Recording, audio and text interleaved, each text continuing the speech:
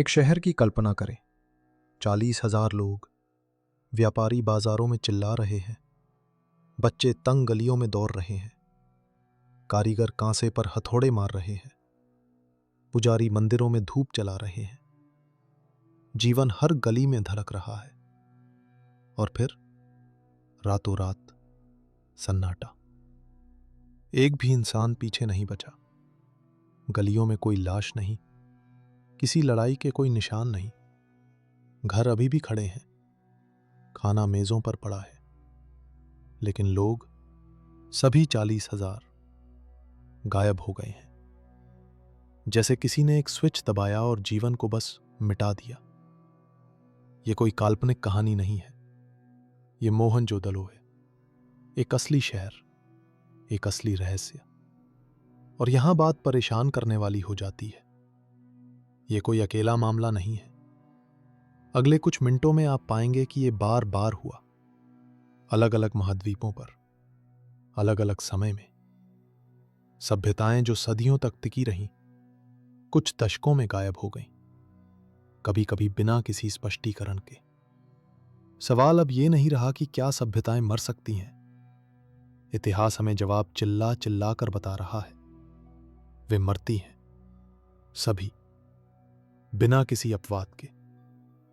असली सवाल यह है, उन्होंने इसे आते हुए क्यों नहीं देखा?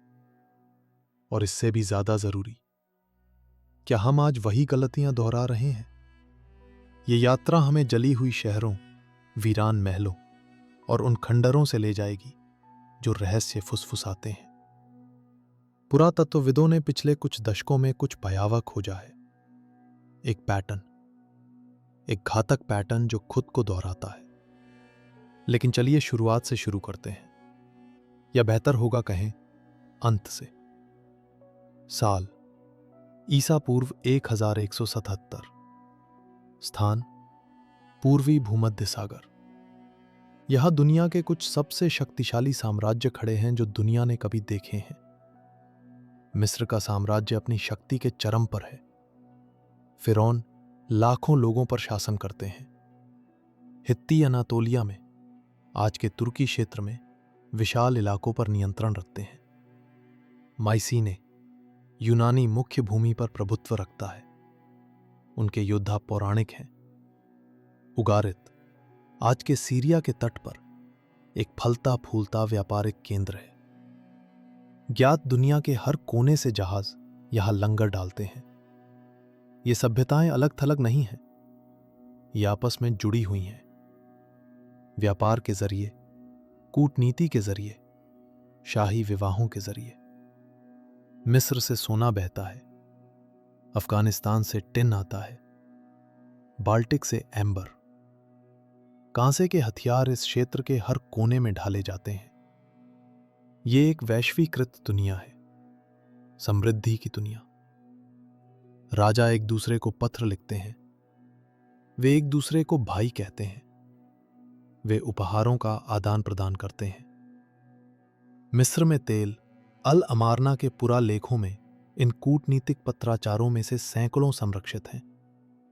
एक ऐसी दुनिया जो विश्वास और परस्पर निर्भरता पर आधारित है।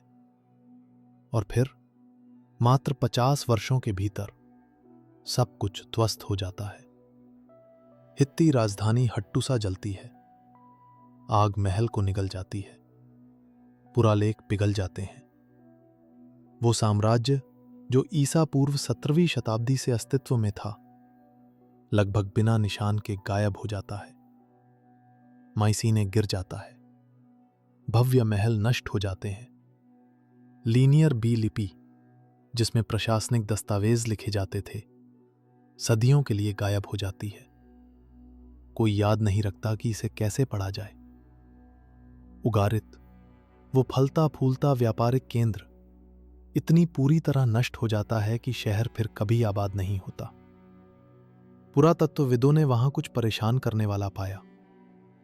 एक पत्र, एक अधूरा पत्र।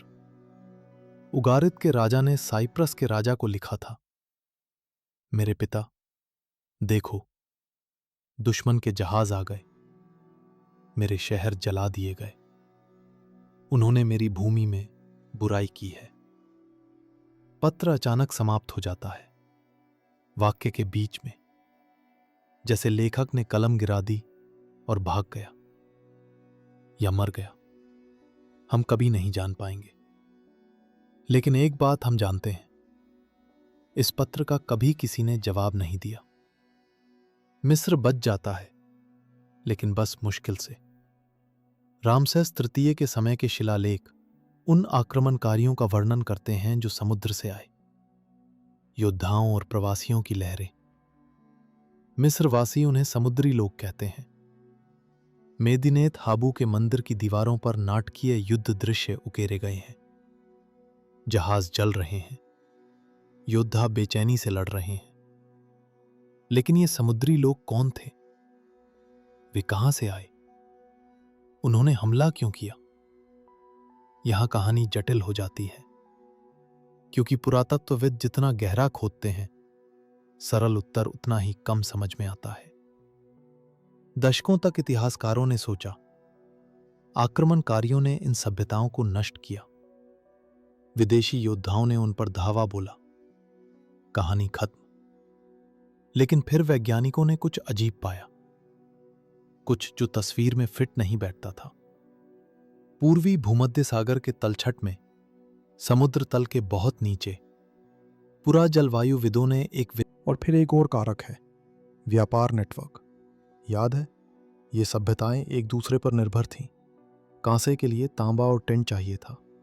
तांबा साइप्रस से आता था, पिन अफगानिस्तान से या सुदूर पश्चिम से। अगर एक व्यापार मार्ग बाधित होता था, तो अचानक एक महत्वपूर्ण सामग्री की कमी हो जाती थी। बिना टिन के कांसा नहीं, बिना कांसे के हथियार नहीं, बिना हथियारों के रक्षा नहीं। वो प्रणाली जिसने इन संस्कृतियों को मजबूत बनाया था, उनकी कमजोरी बन गई। जब एक शहर गिरा, तो उसने दूसरों को भी खींच लिया, डोमिनो की तरह। विनाश की एक श्रृंखला प्रतिक्रिया। वैज्ञानिक आज इसे संकटों का प्रपात कहते हैं। एक अकेला दुश्मन नहीं, एक अकेली आपदा नहीं, बल्कि एक घातक संयोजन। जलवायु परिवर्तन ने आर्थिक कमजोरी से टक्कर ली, प्राकृतिक आपदाओं ने सामाजिक तनावों से टक्कर ली, प्रवास ने कमजोर राज्यों से टक्कर ली। प्रणाली बहुविध, एक साथ आए झटकों के भार तले ढह गई। 2 पीढ़ियों के भीतर एक दुनिया गायब हो गई, लिपि खो गई, महान महल जर्जर हो गए, व्यापार नेटवर्क टूट गए। इतिहासकार आने वाली शताब्दियों को अंधकार युग कहते हैं। एक ऐसा समय जिसमें से लगभग कोई लिखित अभिलेख मौजूद नहीं है, जैसे किसी ने सभ्यता की रोशनी बुझा दी हो। लेकिन यह एकमात्र बार नहीं था। और पीछे चलते हैं, ईसा पूर्व 1900 में, सिंधु घाटी में। आज के पाकिस्तान और उत्तर पश्चिमी भारत में मानव इतिहास की सबसे पुरानी नगरीय संस्कृतियों में से एक फैली हुई है, हड़प्पा संस्कृति, सिंधु सभ्यता। ये संस्कृति कई मायनों में आश्चर्यजनक है। इसके शहर पूर्णतया नियोजित हैं। सीधी सड़कें ठीक समकोण पर काटती हैं। हर घर में एक परिष्कृत जल निकासी प्रणाली तक पहुंच है। मोहनजोदड़ो में पुरातत्वविदों को एक बड़ा सार्वजनिक स्नानागार मिला, जो ऐसी सटीकता से बनाया गया था जो आज भी प्रभावित करती है। ईंटें मानकीकृत हैं, माप एक समान है। ये लोग लिपि में निपुण थे।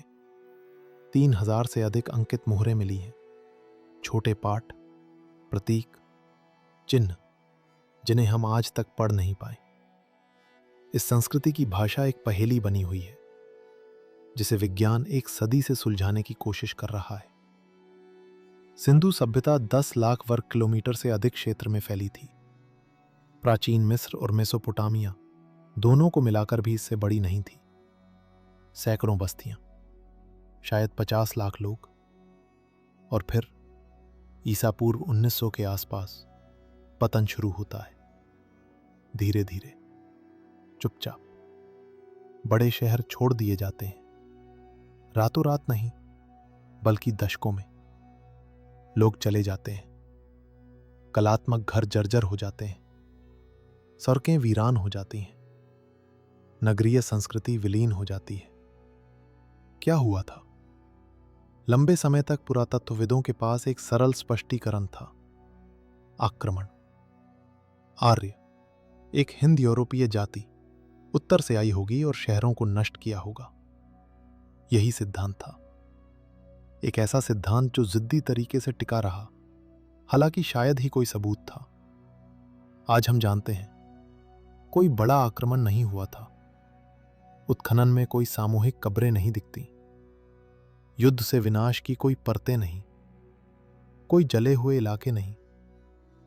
इसके बजाय भूविज्ञान कुछ और दिखाता है, कुछ बहुत अधिक सूक्ष्म और शायद और भी भयावह। घग्गर हकरा नदी, जिसके किनारों पर कई बस्तियां थीं, सूखने लगी।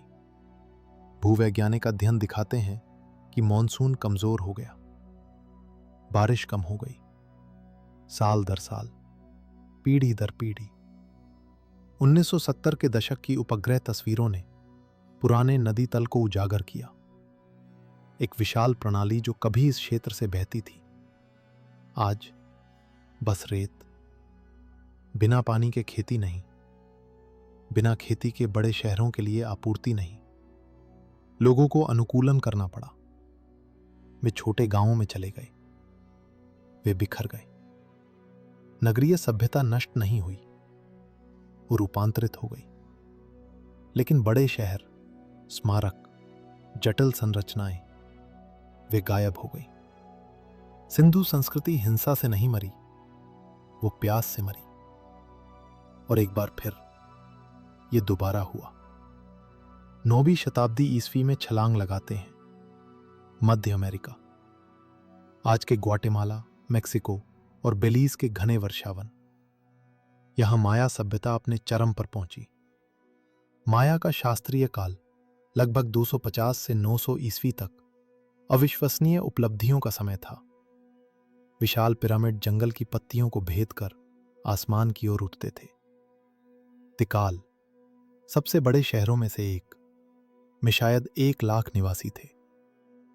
माया ने पूर्व कोलंबियाई अमेरिका की एकमात्र पूर्णतया विकसित लिपि विकसित की। उनके खगोलविदों ने सौर वर्ष की लंबाई ऐसी सटीकता से गणना की जो यूरोप में सदियों बाद ही हासिल हुई। वे शून्य जानते थे, बहुत पहले इससे, कि यूरोप ने इसे अपनाया। माया दुनिया जटिल थी। दर्जनों नगर राज्य सत्ता और प्रभाव के लिए प्रतिस्पर्धा करते थे। राजा युद्ध लड़ते थे, बंदियों की बलि। वैज्ञानिकों ने बेलीज की गुफाओं से स्टैलेग्माइट्स का विश्लेषण किया। ये खनिज जमाव परत दर परत बढ़ते हैं। पेड़ों में वार्षिक वलयों की तरह ये जलवायु को दर्ज करते हैं। और जो ये स्टैलेग्माइट्स दिखाते हैं, वह स्तब्ध करने वाला है। 800 और 1000 ईस्वी के बीच युकाटान प्रायद्वीप ने विनाशकारी सूखों की एक श्रृंखला का अनुभव किया। हजारों वर्षों में सबसे भीषण। वर्षा 40% तक कम हो गई। एक ऐसी सभ्यता के लिए जो पूरी तरह से वर्षा जल पर निर्भर थी, यह मृत्युदंड था। माया ने जल संग्रहण की परिष्कृत प्रणालियां विकसित की थी, जलाशय, टंकियां, नहरें। लेकिन इन प्रणालियों की सीमाएं थीं। अगर सूखा बहुत लंबा चला, अगर जलाशय सूख गए, तो वे विफल हो गई। और यहां एक और कारक आता है, जनसंख्या दबाव। पतन से पहले की शताब्दियों में माया जनसंख्या विस्फोटक रूप से बढ़ी थी। अधिक लोगों को अधिक भोजन चाहिए था। खेतों के लिए जगह बनाने के लिए जंगल काटे गए। गहन खेती ने मिट्टी को थका दिया।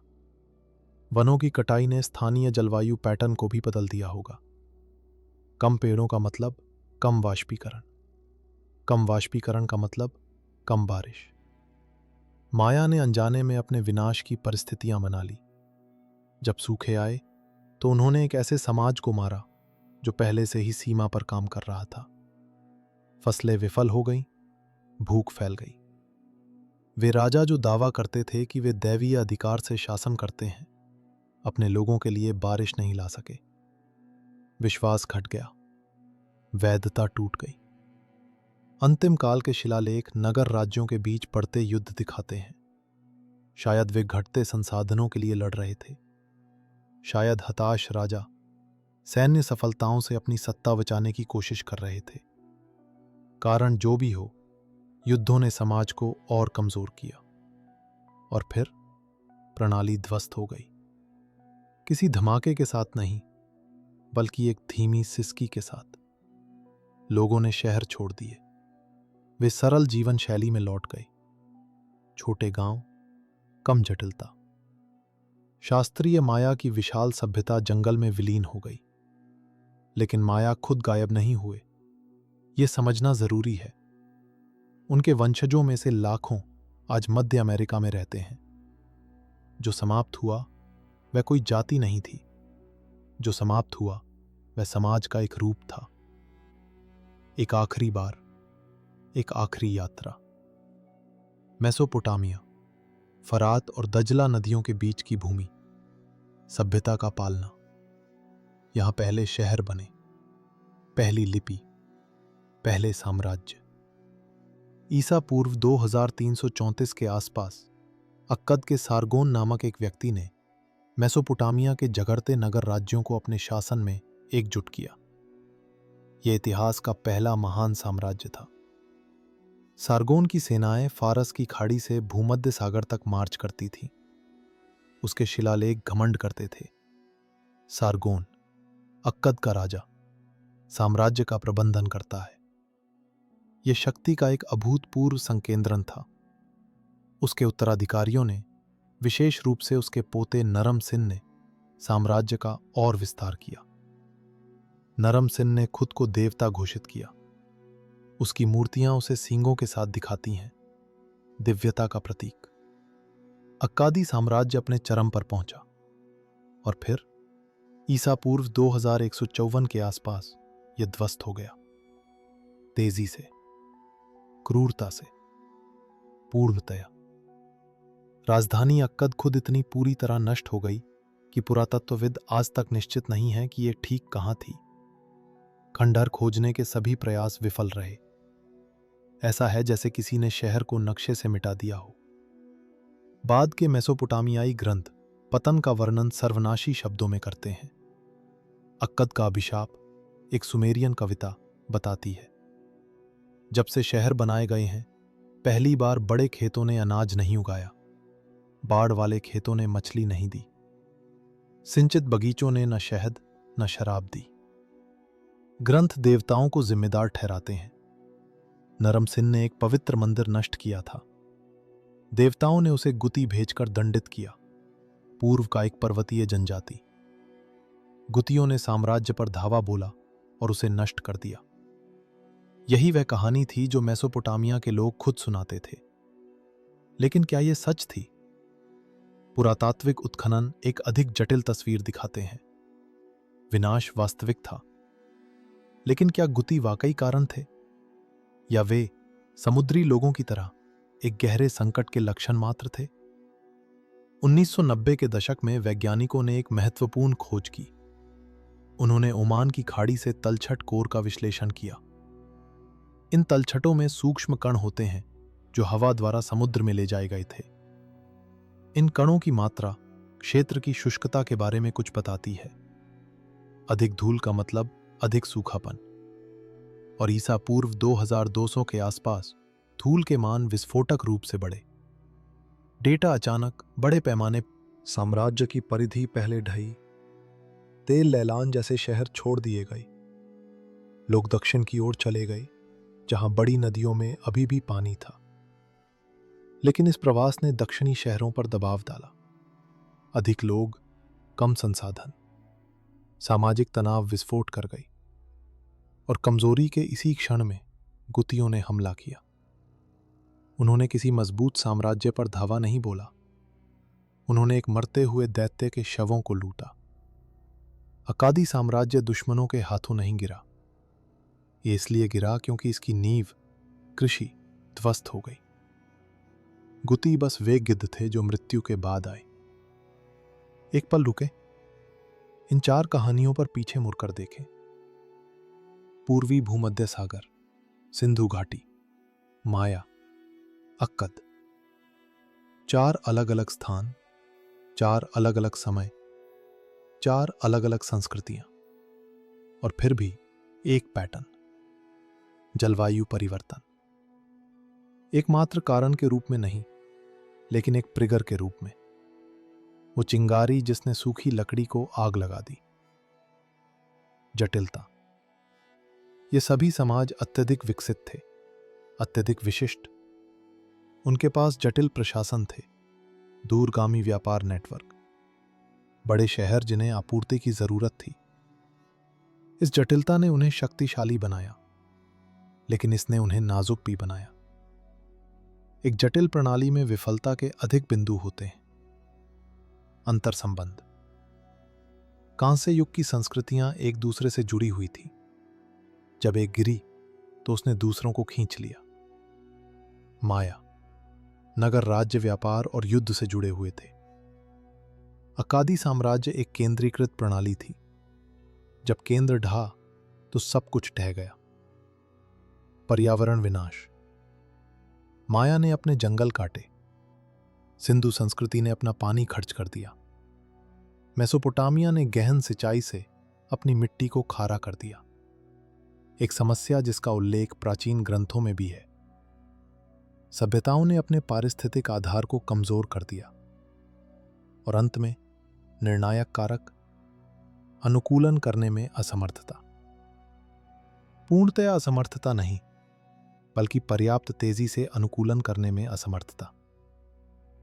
माया शायद बच सकते थे अगर उन्होंने अपनी जनसंख्या कम की होती, अपनी कृषि बदली होती, अपनी राजनीतिक संरचना में सुधार किया होता। लेकिन इसका मतलब होता कि राजा अपनी सत्ता छोड़ देते, कि अभिजात वर्ग अपने विशेषाधिकार छोड़ देता, कि पूरा समाज मूलभूत रूप से बदल जाता। और ऐसा नहीं हुआ। पर्याप्त तेजी से नहीं। समाज व्यक्तियों की तरह नहीं होते। वे बस बदलने का फैसला नहीं कर सकते, वे जड़ होते हैं। मौजूदा सत्ता संरचनाएं परिवर्तन का विरोध करती हैं। लोग परिचित से चिपके रहते हैं, भले ही परिचित उन्हें विनाश की ओर ले जा रहा हो। पुरातत्वविदों ने अंतिम काल के माया महलों के खंडहरों में हताश अनुष्ठानों के संकेत पाए। अधिक मानव बलि, बड़े समारोह, राजा देवताओं से बारिश की भीख मांग रहे थे। लेकिन उन्होंने कृषि नहीं बदली, उन्होंने समाज संरचना नहीं बदली। उन्होंने वही किया जो पहले करते थे, बस और तीव्रता से। यह शायद सबसे भयावह सबक है। सभ्यताएं इसलिए नहीं मरती क्योंकि वे मूर्ख होती हैं। वे इसलिए मरती हैं क्योंकि वे उससे चिपकी रहती हैं जो कभी काम करता था, भले ही वो अब काम न करे। लेकिन यहां कुछ है जो हमें नहीं भूलना चाहिए। सभ्यताएं मरी, लोग नहीं। कांस्य युग के पतन के बाद नई संस्कृतियां उभरी। फोनीशियन भूमध्य सागर के सबसे महान नाविक बन गए।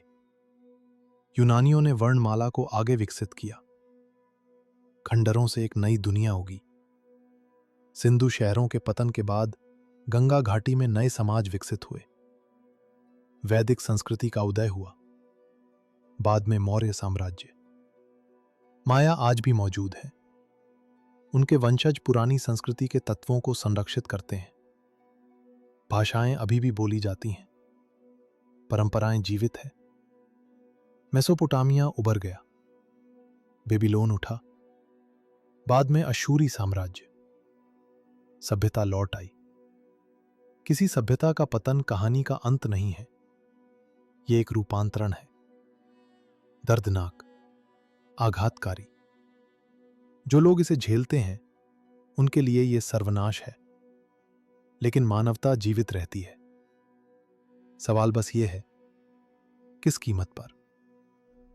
कांस्य युग के पतन के बाद दुनिया ने सदियों के लिए लिपि भुला दी। ज्ञान खो गया, प्रौद्योगिकियां गायब हो गईं। जब यूनानी सभ्यता फिर उठी तो उसे बहुत कुछ फिर से आविष्कार करना पड़ा। माया शहरों के पतन के बाद जनसंख्या नाटकीय रूप से सिकुड़ गई। खगोल विज्ञान, गणित, वास्तुकला का ज्ञान खो गया। महान पिरामिड जंगल में गायब हो गए। 19वीं शताब्दी में जब यूरोपीय खोजकर्ताओं ने उन्हें फिर से खोजा, तब दुनिया को याद आया कि यहां कभी क्या खड़ा था। पतन कोई पुनः आरंभ नहीं है, ये पीछे हटना है। पीढ़ियां या शताब्दियां खो जाती हैं और आज हम एक जटिल अंतर संबंधित वैश्वीकृत दुनिया में रहते हैं, बिल्कुल कांस्य युग की संस्कृतियों की तरह। हमारी समृद्धि व्यापार श्रृंखलाओं पर टिकी है जो पूरे जिन सभ्यताओं का हमने अध्ययन किया उन्होंने अपने पतन को आते नहीं देखा, या अगर उन्होंने देखा तो वे समय पर प्रतिक्रिया नहीं कर सकी। वे पुरानी संरचनाओं से चिपकी रहीं। उन्होंने आशा की कि देवता सब ठीक कर देंगे, कि संकट गुजर जाएगा, कि सब कुछ फिर सामान्य हो जाएगा। लेकिन सामान्य नहीं हुआ और बुरा हुआ जब तक प्रणाली टूट नहीं गई। हमारे पास एक लाभ है जो इन संस्कृतियों के पास नहीं था। हम उनकी कहानियां जानते हैं, हम उनकी गलतियों से सीख सकते हैं, हम चेतावनी के संकेतों को पहचान सकते हैं। सवाल है, क्या हम करेंगे? या भविष्य के पुरातत्वविद हमारे खंडरों में खुदाई करेंगे और सोचेंगे कि हमने इसे आते क्यों नहीं देखा? तिकाल के खंडरों पर सूरज डूब रहा है। लंबी परछाइयां उन पिरामिडों पर घूम रही हैं जो कभी आसमान की ओर उठते थे। हवा पत्तियों में सरसराती है। कहीं एक हाउलर बंदर चिल्लाता है। प्रकृति ने शहर को वापस ले लिया है। एक पर्यटक एक भूले हुए राजा की स्तंभ शिला के सामने खड़ा है। वो शिलालेख नहीं पढ़ सकता। वो नहीं जानता कि इस राजा ने कौन सी लड़ाइयां जीती, किन बंदियों की बलि दी, किन देवताओं की पूजा की। ये सब खो गया है, हवा में धुएं की तरह। शहर शांत है, लेकिन गूंगा नहीं। पत्थर एक कहानी सुनाते हैं उनके लिए जो सुनने को तैयार है। ये महानता और पतन की कहानी है, अहंकार और आपदा की, चेतावनी और आशा की। क्योंकि अगर हम समझ लें कि वे क्यों गिरे, तो शायद हम उनका अनुसरण करने से बच सकते हैं। अतीत एक दर्पण है। जब हम इसमें देखते हैं तो हम सिर्फ मृतकों को नहीं देखते, हम खुद को देखते हैं। और यह शायद सबसे भयावह अनुभूति है। जिन सभ्यताओं से हम मिले वे भी सोचती थीं कि वे शाश्वत हैं। उनके राजाओं ने अनंत काल के लिए निर्माण किया। उनके पुजारियों ने घोषणा की कि देवता उनकी रक्षा करते हैं। उनके लोग मानते थे कि उनकी जीवन शैली हमेशा बनी रहेगी। वे गलत थे। क्या हम भी गलत होंगे? सवाल खंडरों में गूंजता है, प्रतिध्वनि दर प्रतिध्वनि, अनुत्तरित। पुरातत्व हमें कोई निश्चितता नहीं देता, केवल सवाल, जरूरी असुविधाजनक सवाल। लेकिन शायद सवाल ठीक वही हैं जो हमें चाहिए, क्योंकि जो पूछता है वही जवाब खोजता है, और जो जवाब खोजता है वही कुछ बदल सकता है। शहर चुप है, लेकिन उनका संदेश स्पष्ट है। कुछ भी शाश्वत नहीं, कोई सभ्यता अमर नहीं, कोई प्रणाली अविनाशी नहीं। लेकिन हम शक्तिहीन नहीं हैं। हमारे पास ज्ञान है, हमारे पास प्रौद्योगिकी है, हमारे पास सीखने की क्षमता है। सवाल बस ये है, क्या हमारे पास इच्छा शक्ति है? हवा मोहनजोदड़ो की वीरान गलियों पर रेत उड़ाती है। सूरज तिकाल के पिरामिडों के पीछे डूबता है। उगारित के खंडहर भूमध्य सागर के किनारे मौन पड़े हैं। वे प्रतीक्षा करते हैं, वे देखते हैं, वे पूछते हैं, क्या तुम हमारी गलतियों से सीखोगे या तुम उन्हें दोहराओगे? जवाब अतीत में नहीं है, ये भविष्य में है, हमारे भविष्य में।